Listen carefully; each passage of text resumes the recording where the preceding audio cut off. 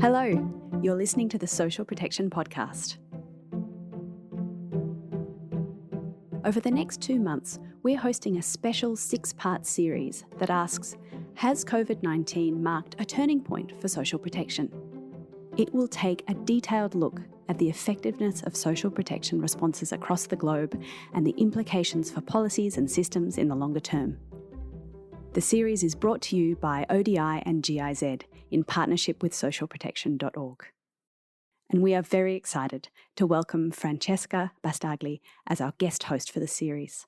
Francesca is the Director of the Equity and Social Policy Program and Principal Research Fellow at ODI. So over to her, and we'll be back in your feed with a regular episode in August. Hello, I'm Francesca Bastagli, and I'll be your host on today's and the next 5 episodes of the Social Protection Podcast. COVID-19 has brought new attention to social protection. The number of measures adopted across countries worldwide since the onset of the pandemic is unprecedented, as countries have stepped up efforts to contain the effects of the health threat, of movement restrictions, and job losses. But COVID-19 has also exposed social protection gaps and inequities. Some of the population groups most negatively affected by the crisis are also those excluded from or underserved by social protection. These 6 episodes are part of an ODI research project funded by GIZ that asks, how effective have these responses been, especially for some of those hardest hit by the pandemic, including refugees, women, informal workers, and people living in urban areas? What policies have enabled or hindered effective crisis response? And while many of the measures are temporary, what are their implications for social protection in the long term? What are the risks and opportunities for strengthening social protection moving forward? Over this 6-part series, we'll be asking, has COVID-19 marked a turning point for social protection? In our ODI study with GIZ, we covered 6 thematic areas, each with an accompanying paper. Each week of this podcast special series, I'll be joined by the lead author of one of the papers, along with an expert discussant. In this first episode, we're looking at social protection and refugees. Even before COVID-19, refugees were among the most marginalised in their host countries, with restrictions on their access to employment, social protection, healthcare, and other public services. This left them especially exposed to the impacts of the pandemic. They're more likely than host populations to be working in highly impacted sectors. They've experienced job losses and eviction at higher rates and found themselves with fewer resources to rely on as earnings dried up. Efforts to extend or step up provision to refugees include the extension of national social protection policies to cover them, and alignment or integration of humanitarian-led responses with social protection government measures. How effective have these been? What are the emerging lessons? And is this a turning point for extending social protection to refugees in a more permanent fashion?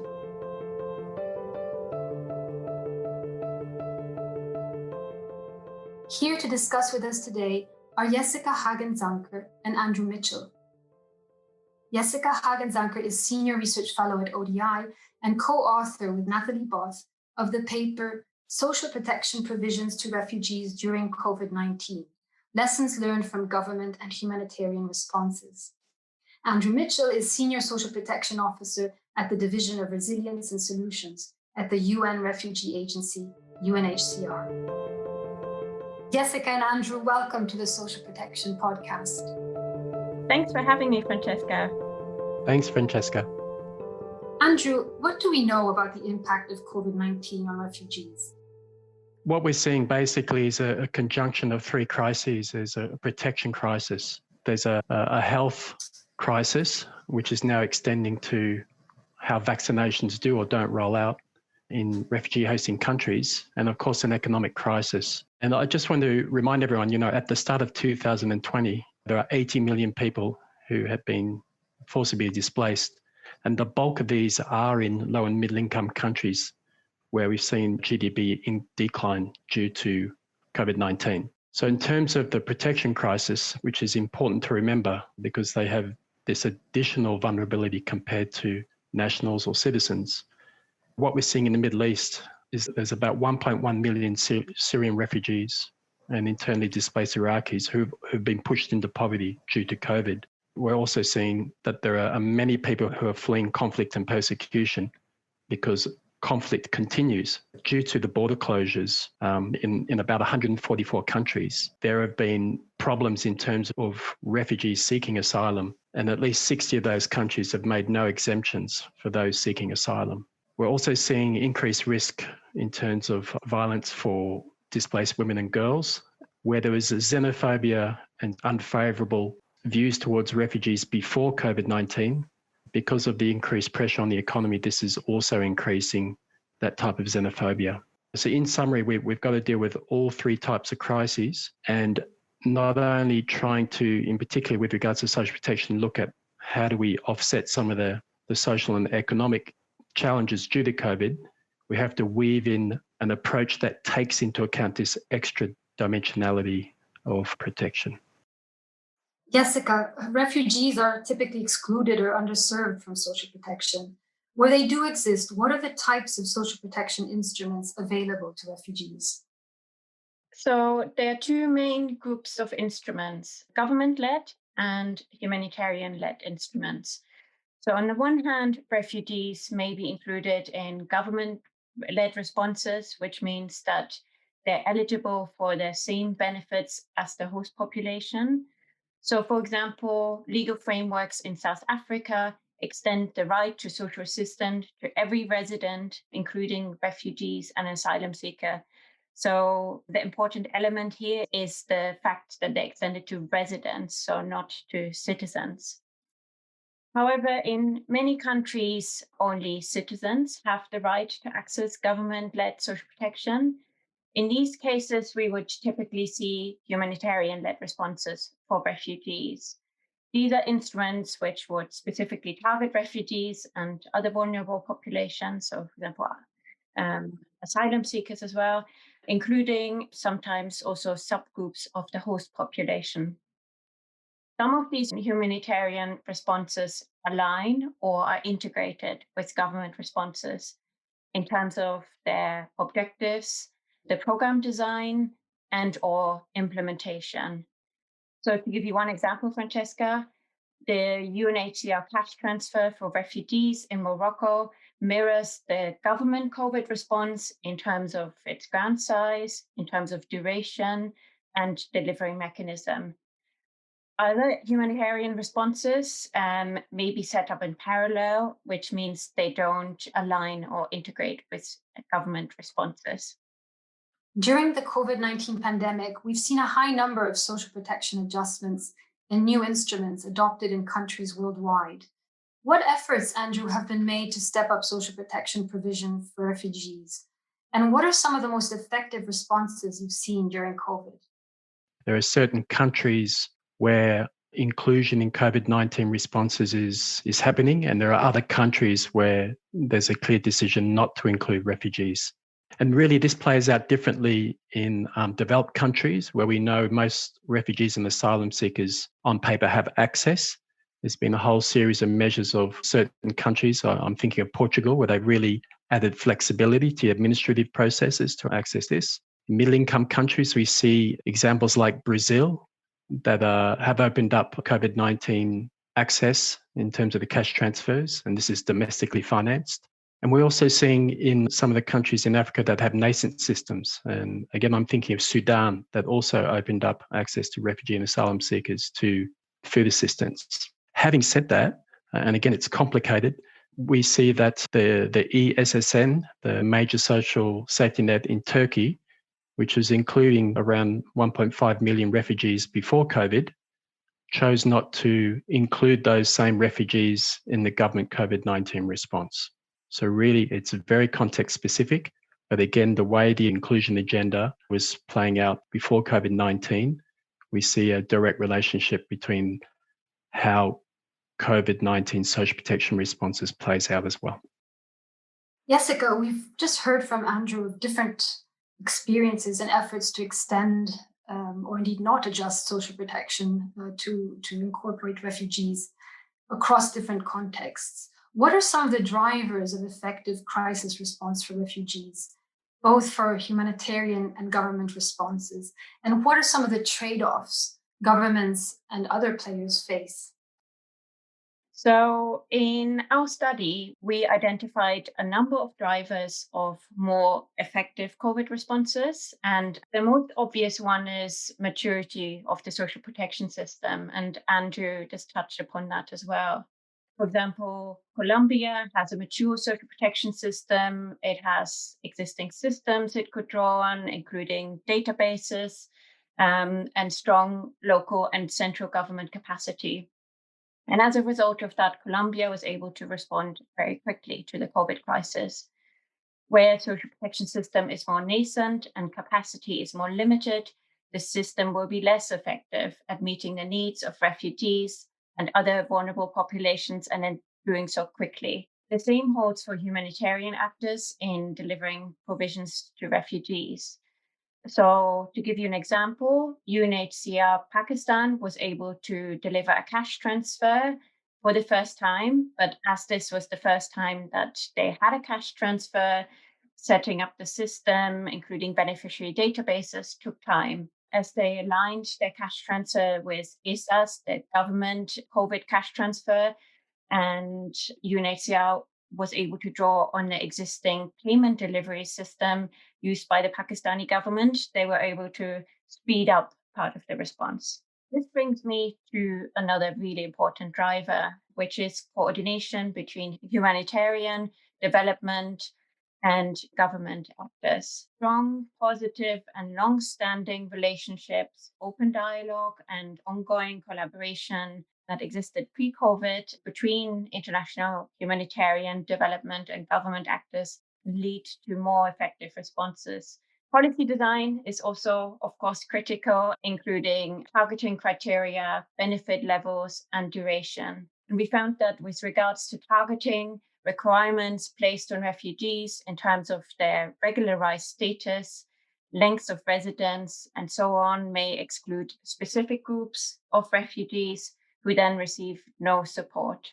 There's one particular trade-off which came out very strongly out of our study, which is the setting of benefit levels. When refugees are included in government responses or when humanitarian responses are aligned, benefit levels may not always be adequate for refugees, as they often have greater needs or expenses, for example, in terms of housing. And as such, aligning benefit values does not always lead to the most effective outcome for refugees. In setting these benefit values, government and humanitarian actors are faced with, in a way, two competing objectives. One, to make it fair and to reduce social tensions between the host and refugee population.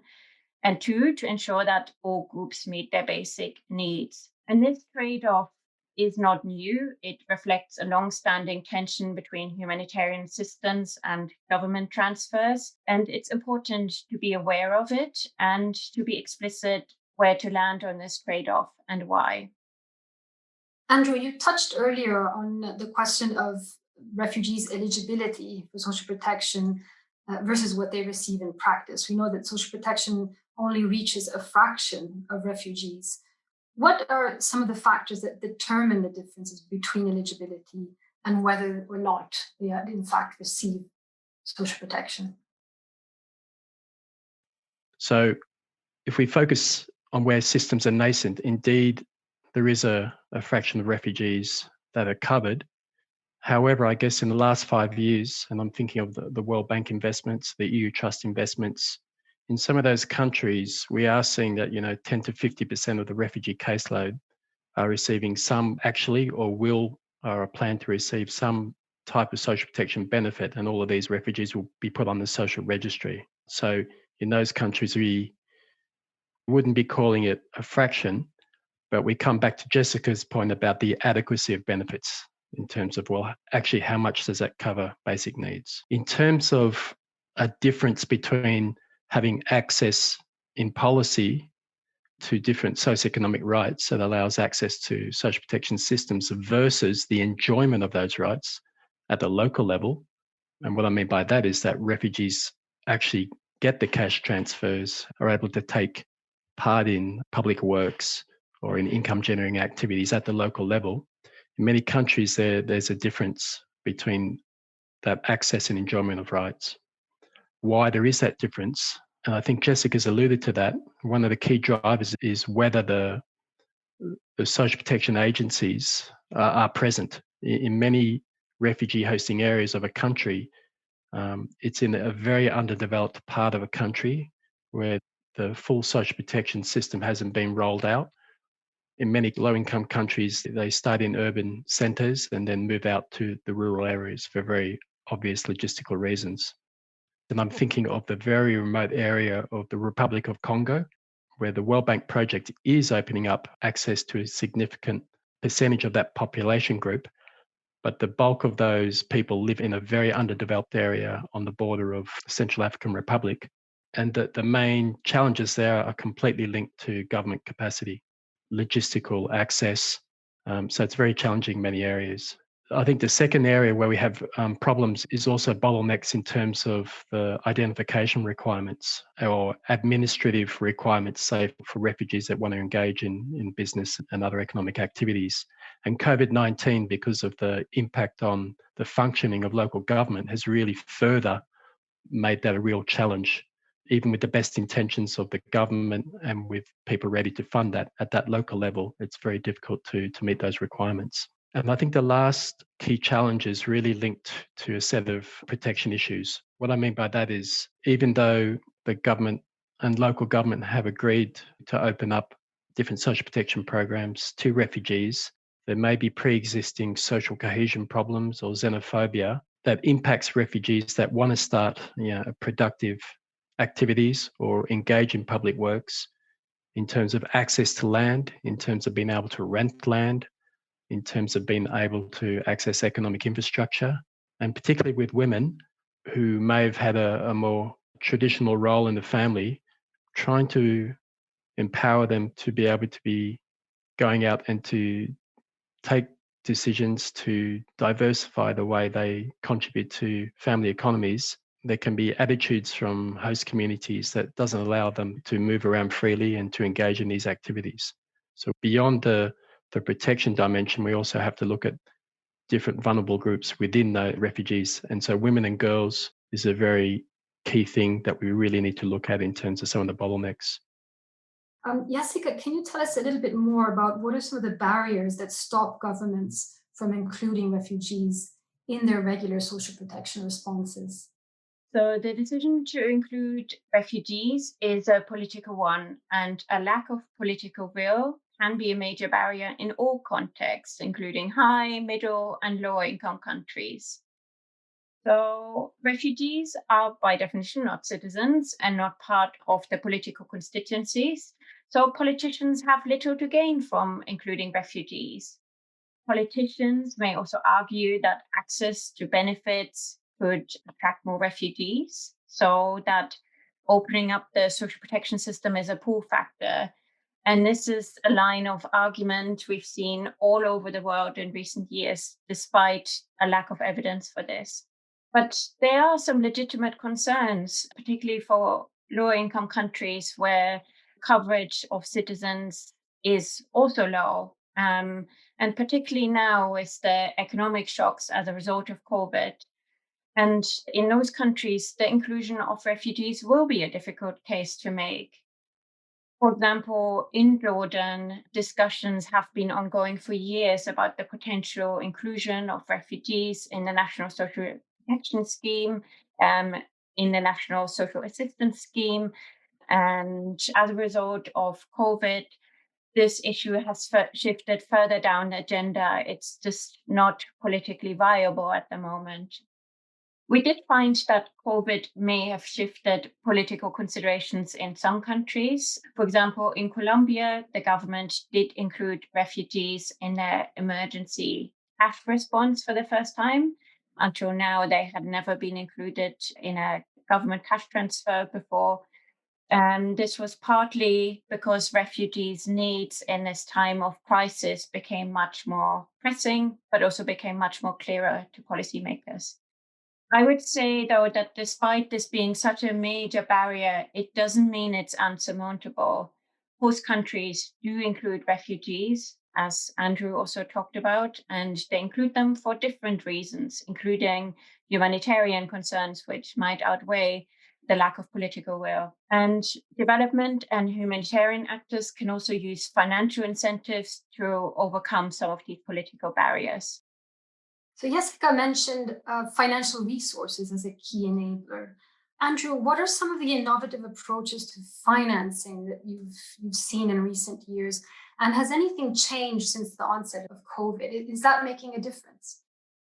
I want to stress, I think, one of the changes in recent years, specifically with social protection, is to really put a pragmatic business case on the table to governments, to support them to respect these commitments that they've made. And I think this is at the heart of the Global Compact on Refugees, which has come out in the last 3 years, and where there's a lot of effort that's now been put into trying to build that business case and trying to ensure governments can meet some of those political concerns.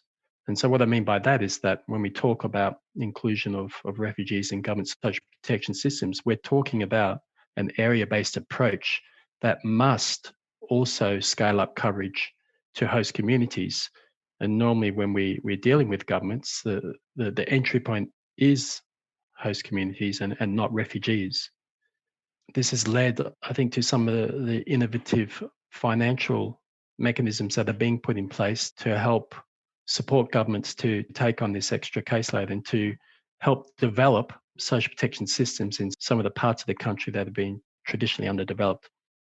So, for example, we have the World Bank IDA refugee sub-window mechanism, which basically has targeted, I think it's for social protection, it's targeting around 11 countries now.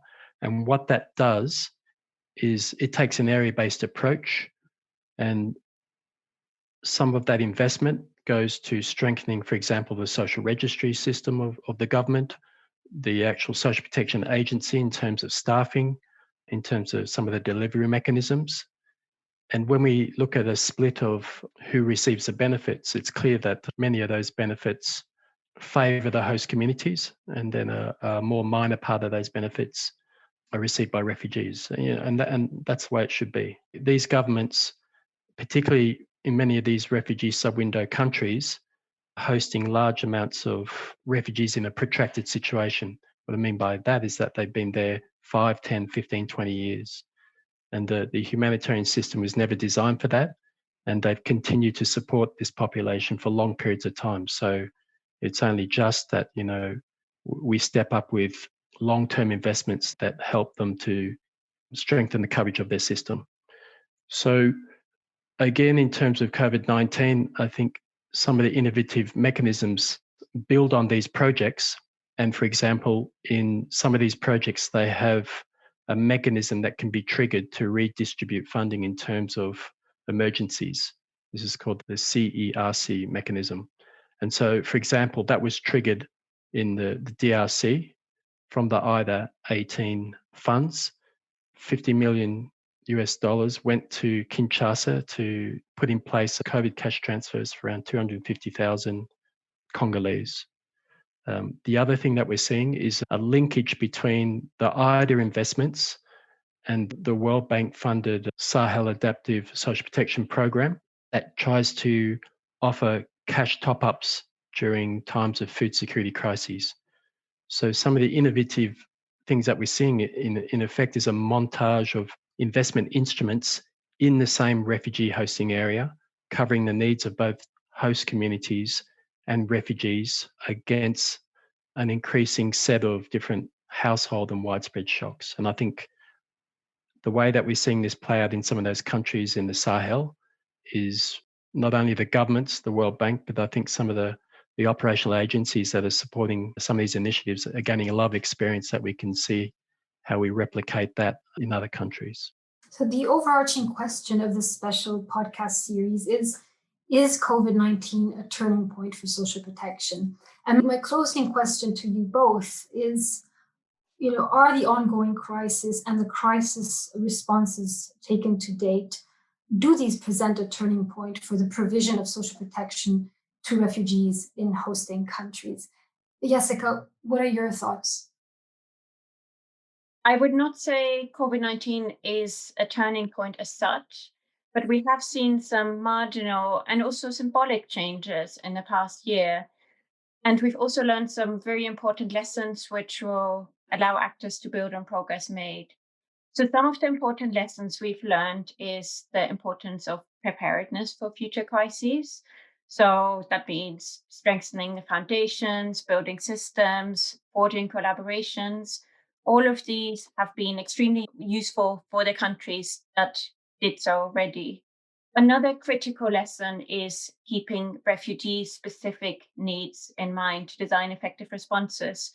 So we can't just copy paste responses for refugees. And I think this is something that needs to be repeated again and again. The implementation of responses during the pandemic has highlighted some of the risks as a result of trying to align responses or integrate refugees and government responses, such as differences in need and barriers to inclusion in social registries for refugees. And as such, the drive to align or integrate humanitarian assistance and government social protection should be considered with some caution and not be seen as an end goal in itself. And as Andrew emphasized just now, those kind of decisions must always take account of national context. I can finish on a somewhat positive note, though. There's definitely been some marginal progress made, and this includes refugees being included in national socioeconomic and poverty surveys for the first time. And this has symbolic value and shows refugees' needs alongside the host populations. Other examples are some countries removing some barriers to access for refugees, as we've discussed on the podcast, and intensified collaboration between humanitarian, development, and government actors. And all of these may contribute to more effective responses in the future.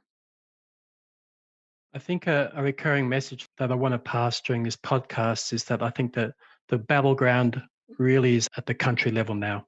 And to simplify it, I think it is potentially a turning point in those countries where pre-existing to COVID-19, the inclusion agenda was opening up. And it is going to be more difficult in those countries where the inclusion agenda was stalled. There in those countries, it's definitely not an opportunity. So in a way, COVID has, to simplify it, has sort of magnified what was happening with the longer term inclusion agenda in social protection programs before COVID hit. And so what I think pragmatically this means is that we should really focus our efforts on trying to learn the additional lessons from COVID-19. Again, how do you drape different COVID investments on top of other pre-existing investments? How do you expand the use of shock responsive approaches to cover a larger part of the risk landscape? We can focus on learning in those countries where opportunities did open up, and perhaps at least in the medium-term response, we can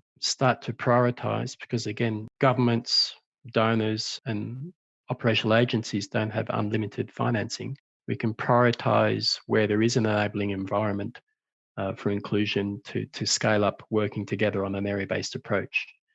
There's been an interesting dynamic that I think Jessica sort of alluded to, and that's we saw a scaling up of refugees included in the national primary health response.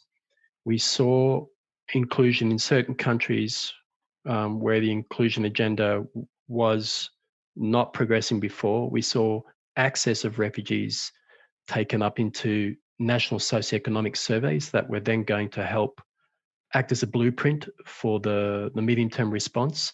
And this has definitely opened up conversations with governments where there had been progress in terms of inclusion in the health system to start to look at other socioeconomic systems. So the final message is there's a lot to do. The COVID-19 impacts have accelerated or further blocked the long-term inclusion agenda. And so it'd be interesting to work together to identify those countries that we can help build back better whilst putting additional resources to open up area-based inclusion. Thank you, Andrew and Jessica, for the very rich exchange on one of the most pressing matters of our times. Really enjoyed the discussion today. Yeah, I just reiterate, it's been a fantastic exchange and a really important issue moving ahead. We'll post links to key resources on this topic in the show notes of this episode, and you can find the ODI research series at ODI.org. Stay tuned for the next episode in our series, where we look at social protection implementation and delivery, and ask, what are the opportunities and risks of innovations made since the onset of COVID-19 for system capacity and response to future crises?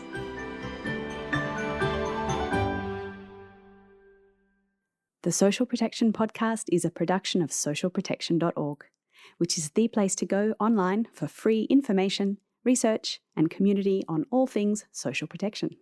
This week we have a special request. We're running our annual survey to learn more about how you use the socialprotection.org knowledge platform, what you think of our products, including this podcast, and how we could better support your work. The survey is open until the 5th of July. It only takes 5 minutes to fill out, and you'll find the link in the show notes.